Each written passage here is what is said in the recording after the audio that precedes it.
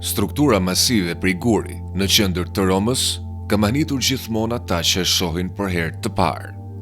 Nga një këndvështrim, ajo duket e plot dhe shumë e fuqishme, duke u ngritur mbi qytet me more disa kate të larta. Megjithatë, pasi ecën vetëm pak rreth saj, pamja ndryshon në mënyrë drastike. Një pjesë e madhe e murit të jashtëm mungon, duke zbuluar korridore të brendshme dhe hapësira të zbrasta. Këto skaje të pabarabarta e bëjnë të vështirë të imagjinohet se amfiteatri dikur ishte një unaz e përkryer, plotësisht simetrike dhe e mbyllur. Sot, vetëm një fragment i madhështisë së tij të dikurshme ka mbetur, duke i ngjarë një relike të thyer në sfondin e rrugëve moderne. Kjo gjendje shpesh i atribuohet plakjes natyrore, por çdo blok i munguar dhe çdo hapësirë zbrazët është rezultat i ngjarjeve konkrete historike. Pyetja se ku u zhdukën miliona ton gur dhe pse njëra anë qëndroi, ndërsa tjetra u shemb, qëndron në thelb të misterit të kësaj strukture. Për ta kuptuar këtë, duhet të rindërtohet zinxhiri i ngjarjeve që bëri që një nga arritjet më të mëdha arkitekturore në historinë e njerëzimit të shpërbëhej gradualisht para syve të banorëve të qytetit. Në formën e tij fillestare, Koloseumi nuk ishte thjesht një arenë për argëtim, por një simbol i fuqisë perandorake. Ndërtimi filloi në vitin 70 të erës sonë dhe përfundoi në vetëm 8 vjet. Një ritëm i jashtëzakonshëm, edhe sipas standardeve moderne. Mijëra punëtor transportonin çdo ditë bloqe masive guri të bardhë drejt kantierit. Ndërtesa ishte e veshur plotësisht me pllaka të ndritshme që reflektonin dritën e diellit aq fort sa mund të verbonin kalimtarët.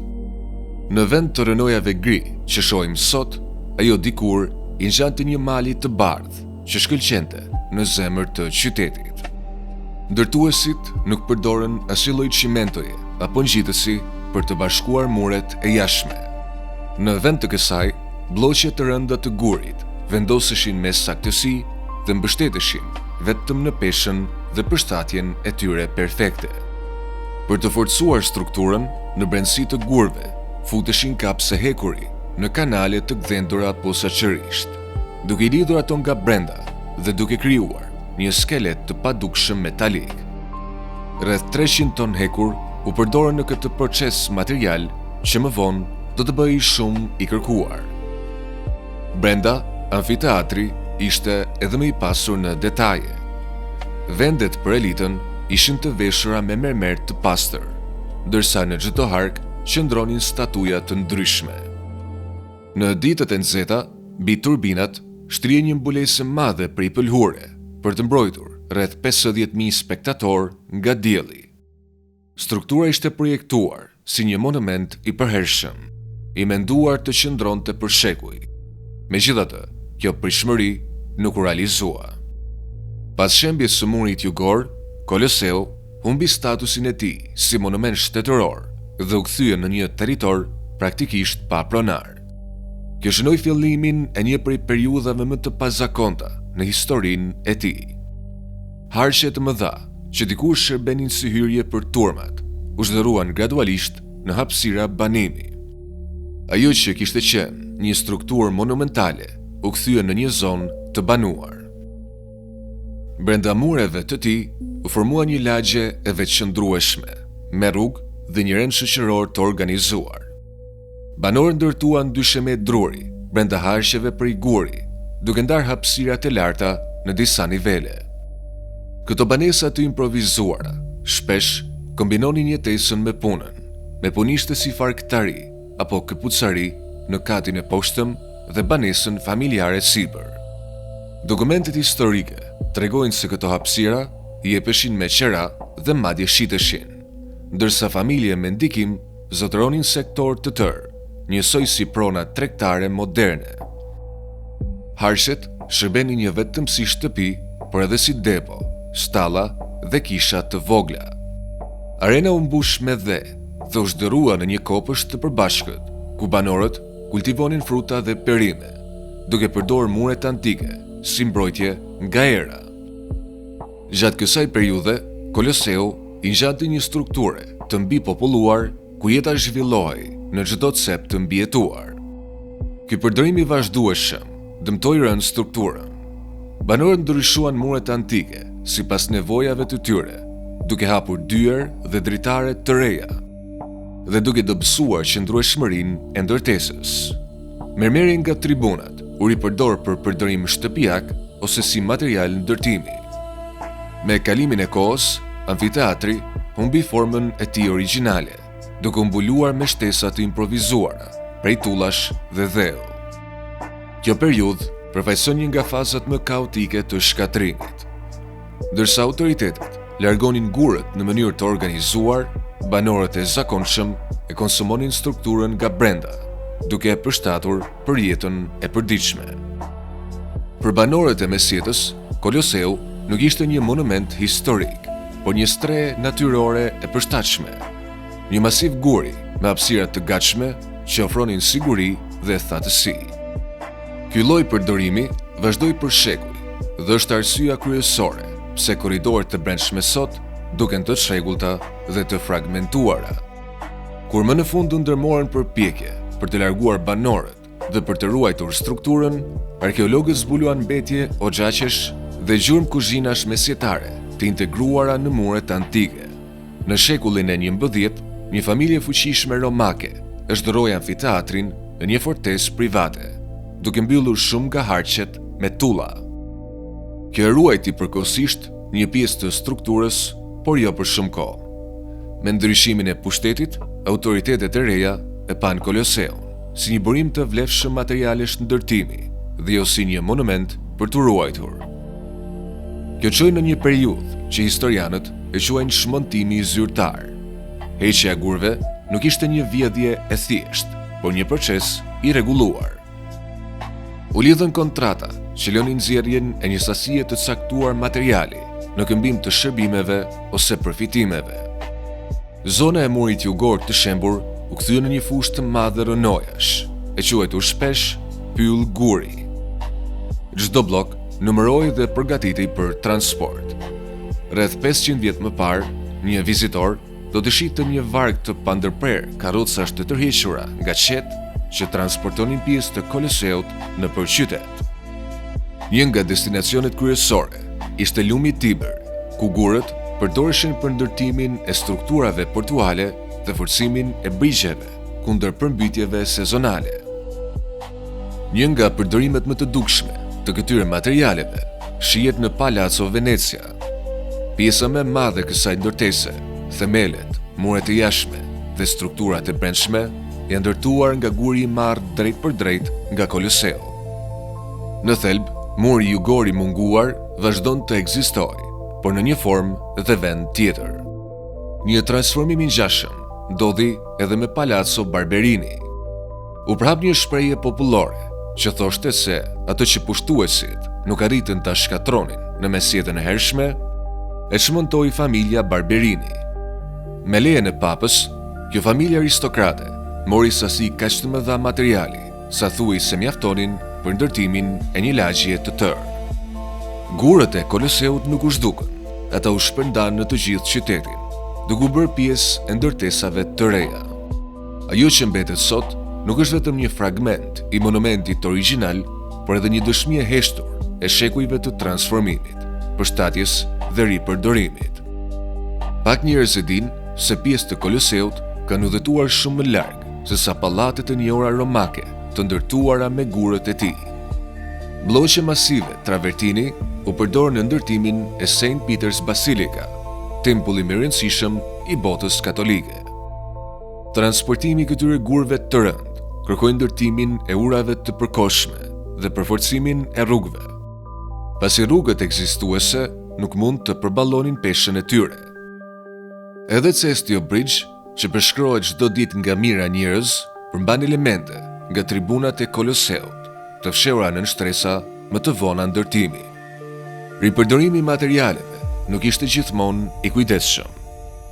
Ndërsa bloqet të mëdha u përdorën për ndërtesa të rëndësishme, fragmentet më të vogla dhe elementet dekorative patën një fat tjetër. Përgjatë rrugëve që largoheshin nga amfiteatri funksiononin furra të posaçme. Kapitele mermeri, statuja dhe pllaka të gdhendura digjeshin dhe shndërroheshin në gëlqere. Kjo ishte mënyra më e lirë për të prodhuar lart cilësor për shtëpitë e zakonshme prej tullash. Mermeri i çmuar u kthye në material lidhës për kisha dhe pallate të reja. Sasi të mëdha guri u zhdërua në pluhur dhe përbërës ndërtimi. Kjo shpjegon pse sot brenda Koloseut shihet kryesisht një skelet i ashpër betoni. Çdo gjë me vlerë ose u përdor në ndërtesa të reja ose u shkatrua në furra për qëllime praktike. Koloseu jo thjesht u zhduk, e u çmontua në mënyrë sistematike dhe u përthith në strukturën e vetë të Romës. Qyteti u zhvillua fjalë për fjalë mbi mbetjet e simbolit të tij më të madh, duke kthyer një monument antik në themel për ndërtime të reja. Arsyeja e këtij çmontimi të pandalshëm ishte e thjeshtë, cilësia. Romakët e lashtë përdorën gur të dendur dhe jashtëzakonisht të qëndrueshëm, i cili bëhej edhe më i fortë me kalimin e kohës. Ai ishte material shumë i dëshiruar, i lehtë për të ripërdorur dhe i aftë të qëndronte për shekuj. Në të njëjtën kohë, ideja ruajtjes historike nuk ekzistonte në kuptimin modern. Për shumë njerëz të asaj kohe, Koloseu ishte një mbetje e një të kaluare pagane dhe shërbente kryesisht si burim materiali ndërtimi. Gurët e tij u përdoren madje edhe për ndërtimin e shkallëve në shtëpi të zakonshme. Edhe sot, në bodrumet e ndërtesave të vjetra romake, mund të gjenden bloqe të arkuara, që dikur ishin pjesë të tribunave ose korridoreve të amfiteatrit. Guri nuk ishte vetmja pasuri që kërkoi. Burimi më i vlefshëm brenda mureve ishte hekuri, që dikur lidhte bloqet. Kjo çoi në një periudhë grabitje intensive, ku njerëzit çanin muret për të nxjerrë kapset metalike. Edhe sot, Koloseu është i mbuluar me mijëra vrimë. Shumë mendojnë se ato janë gjurmë nga plumba apo preda, por në të vërtetë janë shenja të nxjerrjes së metalit. Hekuri hiqej dhe shkrihej për të prodhuar patkoj, thika dhe mjete pune. Ishte aq i bollshëm sa nxjerrja e tij u kthye në një zanat të përhapur. Ky ishte një proces i rrezikshëm. Punëtorët përdornin mjete të gjata për të gjetur dhe arritur lidhjet metalike të fshehura brenda gurit. Shpesh, bloqet çaheshin dhe binin, duke shkaktuar aksidente fatale. Çdo copë hekuri e nxjerr dobësonte strukturën edhe më shumë. Ndërtesa humbi mbështetjen e saj të brendshme dhe filloi të shembej nën peshën e vet. Me kalimin e kohës, Koloseu u zhdërua nga një unazë plot në formën e thyer që njohim sot. Njerëzit e asaj kohe nuk e shihnin këtë si shkatërim. Ata thjesht ripërdornin materiale të vjetra për nevoja të reja. Pa e kuptuar se po çmontonin një nga veprat më të mëdha arkitekturore në histori. Ndërsa struktura degradohej, ajo filloi të rrethohej nga legjenda dhe histori misterioze. Korridoret bosh fituan një reputacion të frikshëm. Flitej për zëra të çuditshëm që dëgjoheshin natën nga hapjet në mure. Këto histori e ngadalsuan pak shkatrimin nga njerëzit e zakonshëm, por nuk e ndalën kishën dhe aristokracinë. Ata vazhduan të merrnin mermerin më të mirë për të zbukuruar vilat e tyre. Një dokument i kohës përmend se në një rast u transportuan 40 karroca me mermer të bardhë për dekorimin e një shatërvani privat.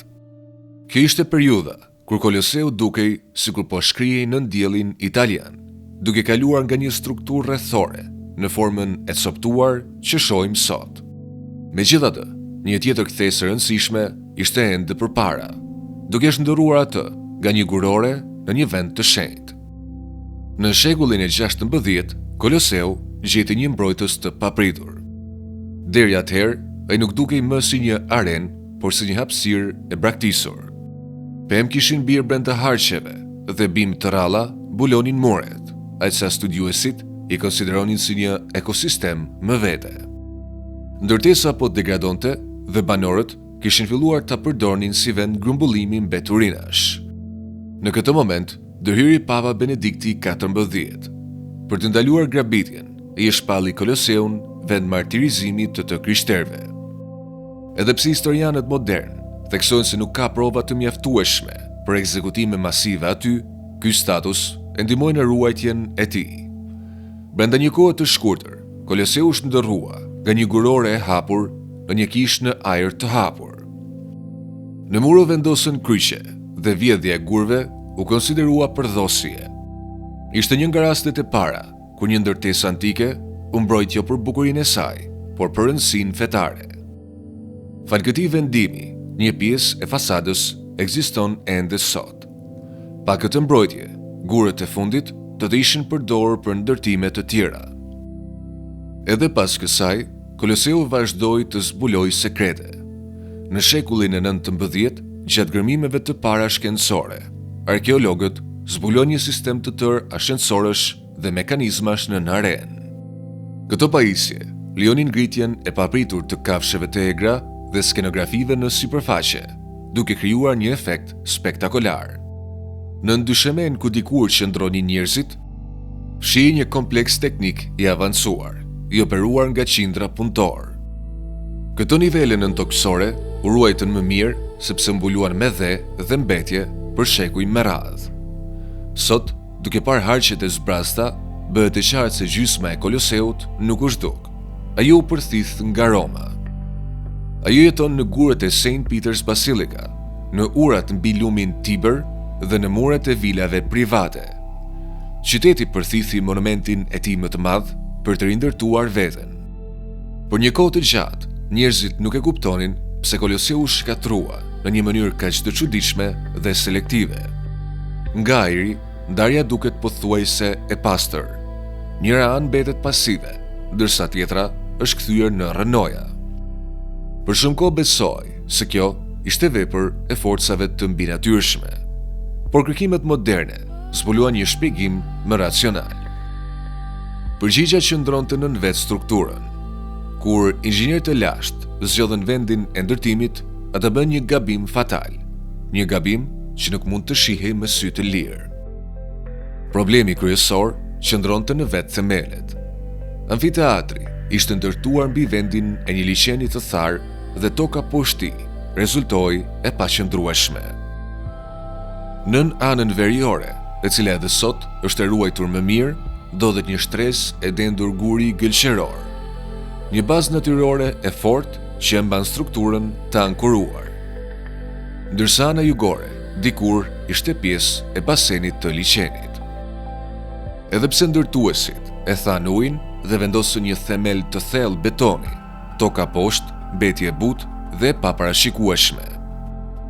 Si rezultat, struktura gjigante që peshonte qindra mijëra ton qëndronte në mënyrë të barabartë. Njëra anë mbështetej në tokë të fortë, ndërsa tjetra mbi një bazë që në thelb ishte kompresueshme. Me kalimin e kohës, toka nën murin jugor u soll si një sfungjer. Gjatë tërmeteve, pjesa veriore qëndronte pa lëvizshme, ndërsa ajo jugore vibronte dhe lëvizte. Një çarje strukturore në mes ishte e pashmangshme. Prova e parë serioze ndodhi në mesin e shekullit 5, kur një tërmet i fuqishëm goditi Romën. Ndërtesat në qytet u çan ose u shembën, dhe Koloseu pësoi dëmtimet e para të rënda. Ana jugore filloi të fundoset gradualisht. U bën përpjekje për riparime, por forca fillestare e strukturës nuk mund të rikthehej. Amfiteatri hyrë në një gjendje të zgjatur pa qëndrueshmërie që zgjati për shekuj. Pas rënjes së perandërisë romake, mirëmbajtja e ndërtesës u ndërpre. Pa kujdes dhe kontroll, Koloseu filloi të degradohej vetë. Momenti vendimtar erdhi në shtator të vitit 1349, kur një tërmet katastrofik goditi Italinë. Dridhjet e vazhdueshme zgjatën për disa ditë. Muri jugor i jashtëm, tashmë i dobësuar dhe i mbështetur mbi tokë të paqëndrueshme, u shem plotësisht. Mijëra ton gur ra në tokë, duke mbuluar zonën përreth me rënoja të mëdha. Brenda një çasti, unaze përkryer e amfiteatrit u thye. Ky moment shënoi një pikë these. Ajo që dikur ishte respektuar ose friksuar, u kthye në një burim të hapur materialesh ndërtimi. Banorët kuptuan se nuk ishin më nevojë të nxirrnin gurë nga vende të largëta. Bllloqe të gatshme ndodheshin tashmë pranë tyre. Kjo shënoi fillimin e një shmontimi të pakthyeshëm. Çdo kush mund të merrte pjesë të strukturës për ndërtimet e veta private. Shembja përcaktoi edhe pamjen që Koloseu ka sot. Ana veriore, e mbështetur në shkëmb të fortë, mbeti kryesisht e paprekur dhe vazhdon të qëndrojë lart dhe imponuese. Ndërsa ana jugore u zhderua në rrënoja, duke zbuluar korridoret e brendshme dhe duke krijuar formën asimetrike karakteristike. Në shekullin e 19, me rritjen e ndërgjegjësimit për ruajtjen historike, filluan përpjekjet të mëdha restaurimi. U ndërtuan mbështetje të mëdha prej tullash për të stabilizuar muret e mbetura.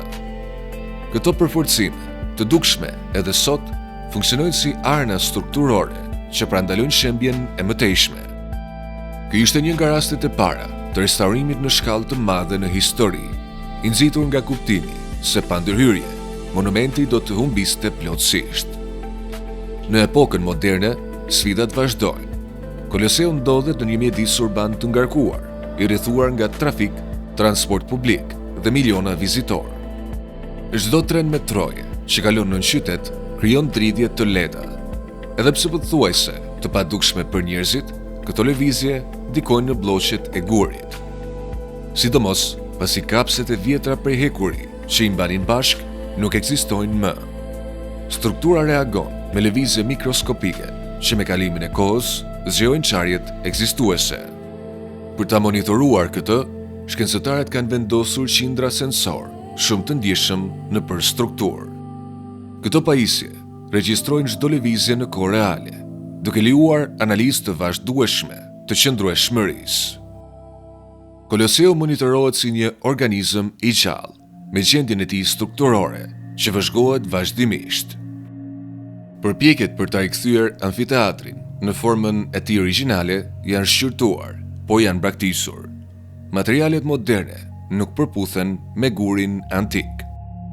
Betoni modern, për shembull, zgjerohet dhe të kurret ndryshe nga guri gëlqeror romak, duke krijuar tensione që mund të dëmtojnë më tej strukturën. Për këtë arsye, restaurimi fokusohet në ruajtje, jo në ndërtim. Një nga teknikat më të avancuara që përdoret edhe sot është pastrimi me lazer. Specialistët përdorin rreze të sakta për të hequr shtresat e ndotjes pa dëmtuar gurin. Në sipërfaqen e arrësuar, shfaqet ngjyra e çelët origjinale, duke treguar se si dukej struktura për romakë të lashtë rreth 2000 vjet më parë.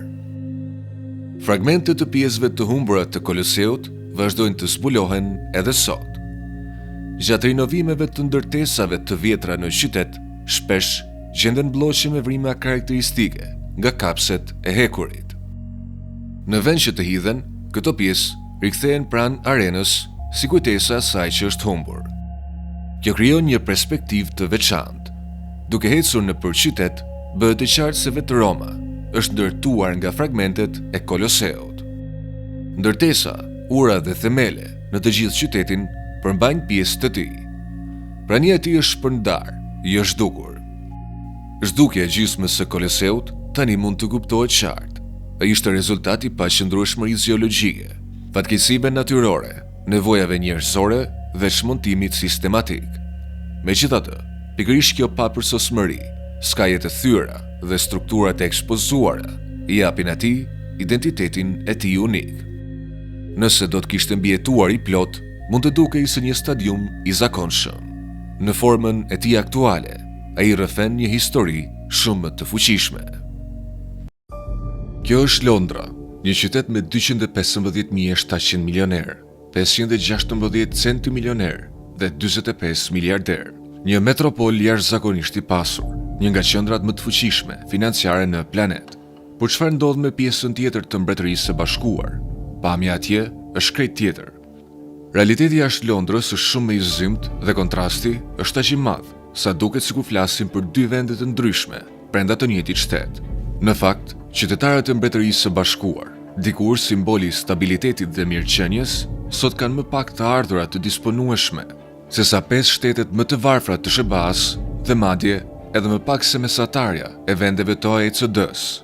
Kur Londra dhe rajoni juglindor hiqen nga llogaritjet ekonomike, produkti i brendshëm bruto për frymë i vendit bie me rreth 14%. Në disa zona të Blackpoolit, jetësia është më ulët se në Ruand, ndërsa qytete dhe qyteza që dikur ishin qendra industriale të lullëzuara, sot renditen ndër më të varfrat në Europën perëndimore. Mbretëria e Bashkuar ka kaluar nga statusi i një superfuqie globale në një realitet ku prosperiteti është përjashtim, jo rregull. Si ndodhi kjo? Përgjigja gjendet në historinë e dekadave të fundit dhe në mënyrën se si u ristrukturua ekonomia britanike. Kjo është historia e Mbretërisë së Bashkuar, një mbretëri e përçarë.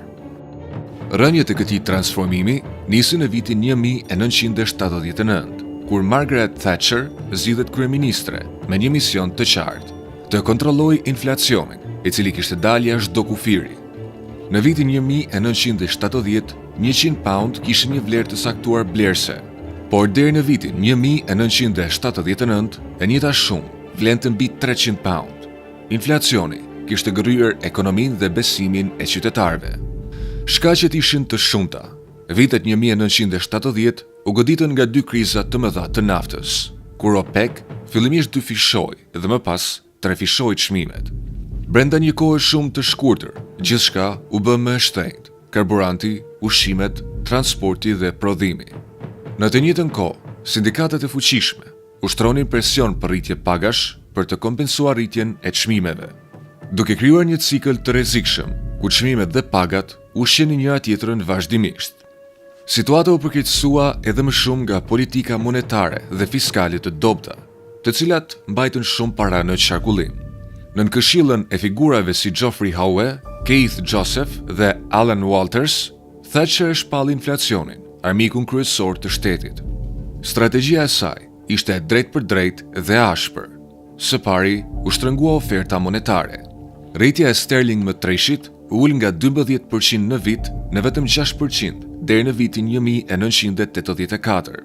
Së dyti, normat e interesit u rritën ndjeshëm, nga 12% në 14% në qershor të 1979-s, dhe më pas në 17% në nëntor, niveli më i lartë në historinë britanike. Huamarrja u bë e shtrenjtë, kredia u ngadalësua dhe inflacioni filloi të bjerë, por kostoja ishte jashtëzakonshme. Poundi i fortë e bëri eksportin britanik jo konkurrues, ndërsa normat e larta të interesit paralizuan bizneset vendase. Fabrikat nuk investonin dot, nuk zgjeroheshin dhe shumë prej tyre u mbyllën. Qytetet industriale u goditën rënd. Në të njëjtën kohë, qeveria uli ndjeshëm shpenzimet publike dhe në mes të recesionit rriti taksat. Papunësia shpërtheu, duke kaluar 2 milion të papunë, me rreth 100.000 persona të rinj që humnin punën çdo muaj.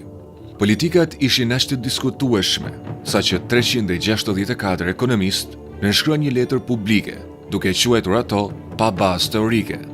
Nga një këndvështrim i ngushtë, politikat funksionuan. Inflacioni ra nga 13% në 5% brenda 4 vitesh, por dëmja afaqat ishte shkatërrues. Industria britanike u tkur, pabarazia rajonale u thellua dhe shumë zona nuk u rikuperuan kurrë. Ndërkohë, Londra ndoqi një rrugë tjetër. Si ekonomi e bazuar kryesisht në shërbime, ai u mbrojt nga goditjet që përjetuan rajonet industriale. Çrregullimi i Big Bang e shtroi qytetin në një magnet për kapitalin global. Bankat ndërkombëtare investuan qindra miliona pound, u krijuan mijëra milionerë të rinj dhe Londra u bë qendra financiare dominuese e botës. Në letër, Mbretëria e Bashkuar dukej më e pasur. Produkti i brendshëm bruto dhe të ardhurat për frym u rritën ndjeshëm, por pas statistikave fshihej një realitet tjetër. Pabarazia u rrit më shpejt se pasuria. Koeficienti Gini u rrit nga 25 në 35, duke treguar se përfitimet e rritjes ekonomike nuk u shpërndan në mënyrë të barabartë. Për shumë britanikë jashtë Londrës, rritja ekonomike mbeti abstrakte. Ekonomia u zhvendos drejt shërbimeve, ndërsa prodhimi dhe punësimi industrial ranë ndjeshëm.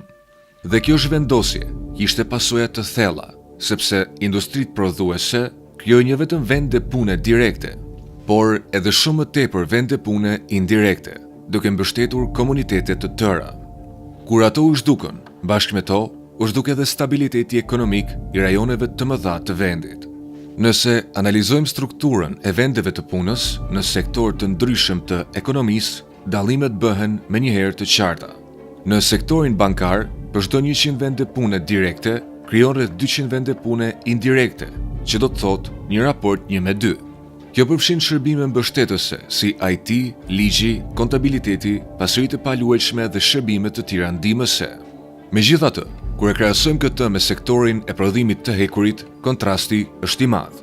Aty, për çdo 100 vende pune direkte, krijohen mbi 900 vende pune indirekte, një raport 1:9. Kjo përfshin zinxhir të tërë furnizimi, transport, energji, mirëmbajtje, shërbime teknike dhe industri të ndërlidhura që mbështesin aktivitetin prodhues. Në fakt, edhe kur e shohim industrinë e shërbimeve financiare në tërësi, raporti mes vendeve të punës direkte dhe indirekte është rreth 1:3.6. Në pamje të parë, kjo mund të duket si një rezultat i mirë, por kur krahasohet me industri të tjera, si shërbimet publike, prodhimi i mallrave të qëndrueshme apo i mallrave jo të qëndrueshme, kjo rezulton dukshëm më ulët. Kjo tregon se ekonomitë e bazuara kryesisht në shërbime krijojnë më pak ndikim të gjerë ekonomik për çdo vend pune të ri.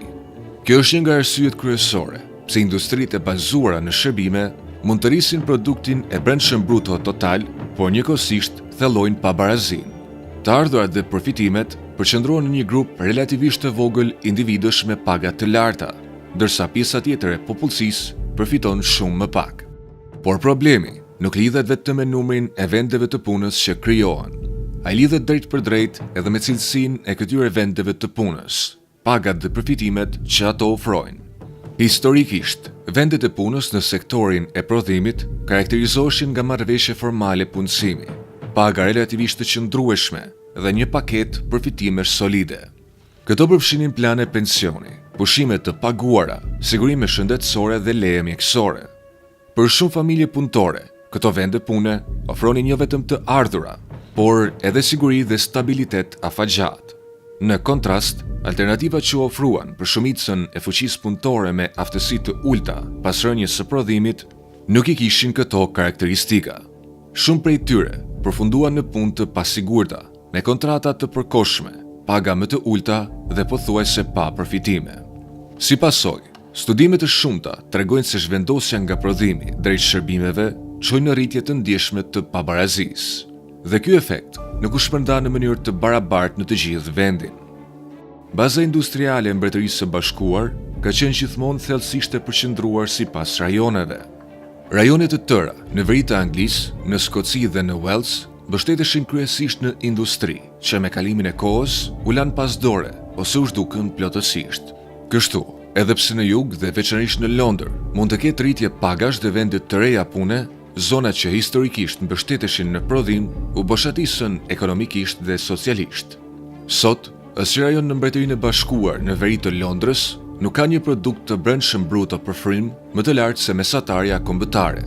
Kjo do thotë se çdo rajon jashtë Londrës dhe juglindjes është në terma ekonomik më i varfër se mesatarja e vendit. Ky është një realitet që vlen të ndalet dhe të reflektohet mbi të. Ndërkohë, ndërsa këto rajone dobësoheshin, një fenomen tjetër filloi të marrë formë, migrimi i brendshëm. Kur qytetet dhe rajonet bëhen më të varfra, njerëzit natyrshëm kërkojnë mundësi më të mira diku tjetër.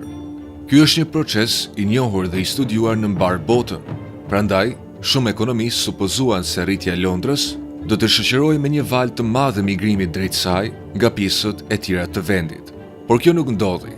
Edhe pse britanikët lëvizin midis rajoneve me një ritëm më të lartë se qytetarët e vendeve të tjera të G7-s, Londra është përjashtim. Në fakt, më shumë njerëz largohen nga Londra se sa zhvendosen drejt saj. Qyteti ka një formë negative të lëvizshmërisë së brendshme, një fenomen i pazakontë për një metropol kaq të pasur. Kjo duket paradoksale, sidomos kur merret parasysh se të ardhurat mesatare të familjeve në Londër janë rreth 14% më të larta se mesatarja e Mbretërisë së Bashkuar. Por ky avantazh zhduket pothuajse plotësisht kur llogariten kostot e jetesës.